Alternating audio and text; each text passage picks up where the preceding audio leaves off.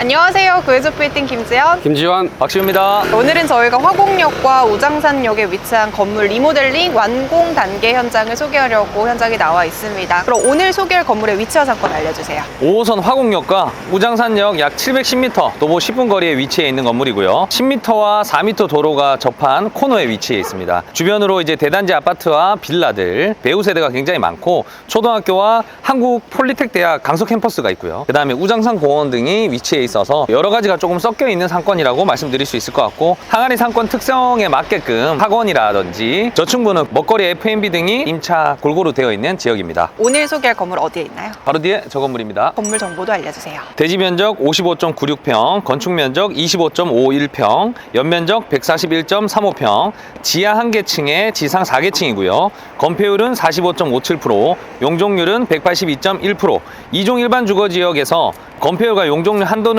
조금씩 남아있는 건물이고요. 이번 리모델링으로 증축 등의 면적 변화는 없이 상층부만 주택에서 근생으로 용도 변경하면서 공사한 건물이라고 볼 수 있습니다. 그럼 기존의 건물은 어떻게 활용이 되고 있었나요? 기존에는 1층에 좀 미용실이 있었고 네일숍, 주택가에 많이 쓸 수 있는 것들이죠. 상층부는 사무실과 주거가 취하고 있었습니다. 공사 포인트들 어떤 게 있을까요? 근데 고민이 많았던 부분이 엘리베이터를 넣을까 말까. 주변 시장 조사를 해보니까 엘리베이터 없이도 지하와 2층까지 무난하게 맞춰지고 월세가 큰 차이가 없는 거를 파악을 했고, 3, 4층은 엘리베이터 없이 맞춰보자라는 좀 목표를 갖고 시작을 했어요. 건물의 매매가가 저렴하게 매매를 하셨는데 또 엘리베이터 넣자고 하니 증축까지 해야 되는, 공사비를 투자하기에는 토지값이 저렴하다 보니 공사비가 많이 투입되면 나중에 엑시트가 좀 걱정이 되는 거죠. 이 지역적인 특성도 있고요. 그러다 보니까 가성비 있는 투자를 좀 고민하시다 보니 엘리베이터를 안 놓고 증축도 안 하고 주택의 어떤 느낌을 싹 지우는 디자인 중심의 대출선을 한 상황이고요. 임대 문의가 엘리베이터하고 상관없이 많이 오고 있는 상황이라서 다행인 상황입니다. 외관 포인트도 설명해 주시죠. 외부 메인 마감재는 롱블릭 타일이에요. 단열재를 한번 한 다음에 그 위에 롱블릭 타일을 마무리했고요. 그리고 다른 데하고는 좀 다르게 세워서 붙였어요. 코너 건물이다 보니까 코너에 라운드 디자인을 살리고 싶었고, 그 라운드 디자인을 살리다 보니 롱블릭 타일을 수평으로 붙이면은 각이 지니까 세워서 붙이면서 라운드 느낌을 냈고, 동네가 주거의 어떤 상권, 초입이다 보니까 너무 좀 요란하게 하기보다도 가벼운 포인트를 넣다 보니까 빨간색 포인트를 넣었는데, 공사가 만료되고 나서 보니까 굉장히 좀 깔끔하면서도 눈에 띄는 건물이 됐습니다. 그럼 눈에 띄는 예쁜 건물 조금 더 근처로 가보겠습니다.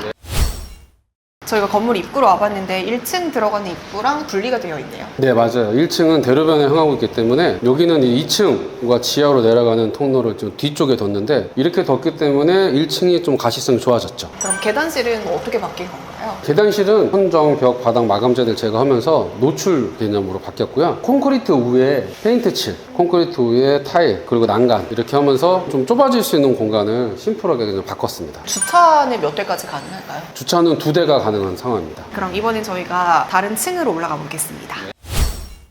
저희가 지하로 내려와 봤는데 여기가 아예 뻥 뚫린 게 아니라 약간 디귿자 형태로 되어 있네요. 근데 이게 플러스 공간이 있어서예요. 이것 때문에 좀 컨디션이 안 좋다라고 생각하시면 안 되고요. 여기 보면 계단실이죠. 여기가 우회층하고 똑같은 면적의 전용 공간이죠. 저쪽이 주차장 밑이에요. 그러니까 이 건물을 지을 때 건폐율하고 용적률 안 들어가니까 건물을 굉장히 크게 지은 거고, 주차장 밑에까지 공간으로 활용을 한 거죠. 지하가 건물 사이즈에 비해서 굉장히 크게 된 거고, 그러다 보니까 이게 가운데에 뭔가 침범한 것처럼 느껴지는데, 반대로 주차장 밑에도 여유 있게 더 넉넉하게 팠다, 그래서 지하를 조성했다, 이렇게 이해하는 게 더 낫습니다. 그럼 훨씬 더 공간 활용을 잘 해볼 수가 있겠네요. 맞습니다. 지하 보시면은 오래된 옛날 건물치고 층고 높게 지금 확보 잘 돼 있죠. 기둥 위치들 가운데 없이 잘 빠졌고, 전열 교환기, 제습기 이렇게 설치해 놓은 거 특별히 관리라는 걸 따로 하질 않아요. 전열 교환기 정기적으로 돌아가고 있고, 근데 들어오자마자 지금 냄새 전혀 없이 쾌적하고, 그리고 근래에 가을 접어들어서 장마 때도 안 왔던 비들이 지금 계속 내리고 있잖아요. 근데 지금 지하가 전혀 습기 없이 뽀송뽀송하단 말이죠. 바닥도 이중 바닥으로 하고 전열 교환기 하고 이런 장치들을 했기 때문에 비가 설사 들어와도 뽀송뽀송하게 관리될 수 있는 컨디션으로 만들어 놨고요. 주변에 독신자들이 사는 원룸 투룸도 많고 고시원도 되게 많아요. 캠핑장이나 애견용품을 보관하는 어떤 보관 장소나 이런 것들이 많이 좀 부족하다는 시장 조사가 있었기 때문에 지하에 공유 창고를 입점을 하게 된 상황입니다. 그럼 이렇게 지하를 좀 둘러봤고요. 이번에는 저희가 1층으로 한번 올라가 보도록 하겠습니다.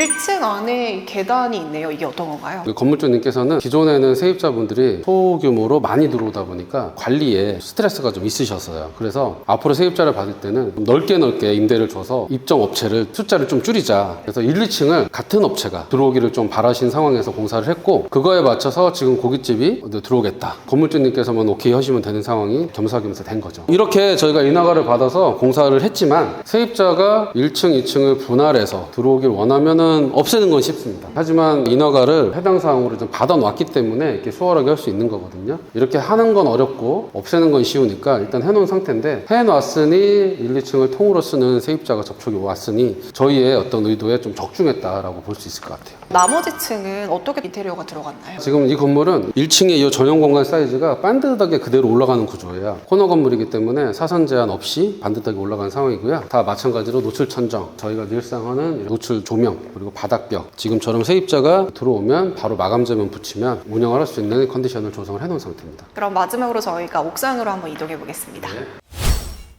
저희 옥상으로 올라와 봤는데 옥상이 되게 넓어서 여기는 또 어떻게 활용하면 좋을까요? 예전에는 밑에 주택을 사용하시는 전 건물주께서 옥상을 좀 조그만한 정원으로 활용을 하고 계셨고요. 지금은 저희가 깨끗이 철거하고 방수까지 딱 마무리해 놓은 상태니 아무래도 4층이 사무실 내지는 학원 이런 쪽으로 입점할 가능성이 커요. 그렇게 되면은 휴게 공간으로 또 쓸 수 있지 않을까라고 생각이 듭니다. 이렇게 전체적으로 공사했던 기간이랑 비용은 어느 정도 들었나요? 전체 공사 기간은 4개월 정도 소요가 됐고요. 공사 초창기에는 1층하고 2층에 세입자가 부득이하게 있는 상황이셨어요. 바로 나가실 수 있는 상황이 아니어서 그런 부분 때문에 조금 늦어졌지만 그래도 4개월이라는 준수한 시간 안에 마무리가 됐고요. 공사비는 5억 원이 조금 안 되는데 전체 연면적이 140평이니까 평당으로 환산을 하면은 평당 350만 원 정도 공사가 완료됐습니다. 그럼 이번에는 저희가 수익성에 대한 이야기도 나눠보겠습니다.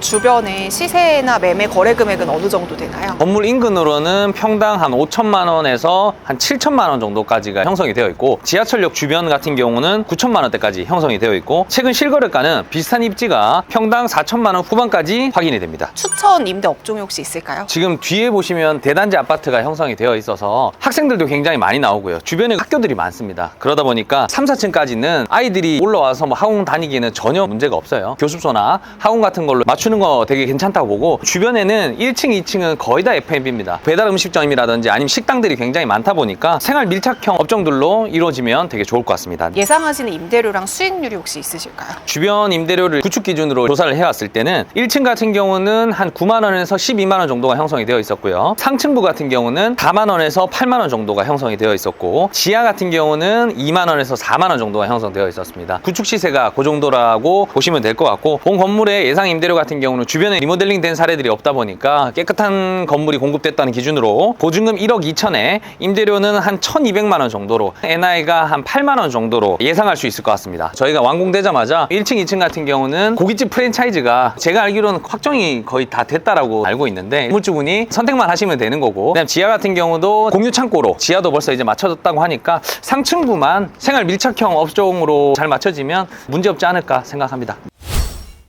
이렇게 오늘은 저희가 화곡역에서 리모델링 완공 현장을 소개해드렸습니다. 33년 된 노후된 건물이었지만 또 멋지게 밸류업된 모습들도 저희가 보여드렸는데요. 혹시라도 이 건물에 임대를 원하시는 분들 저희에게 연락 주시고요. 그럼 오늘 영상은 여기서 마무리할게요.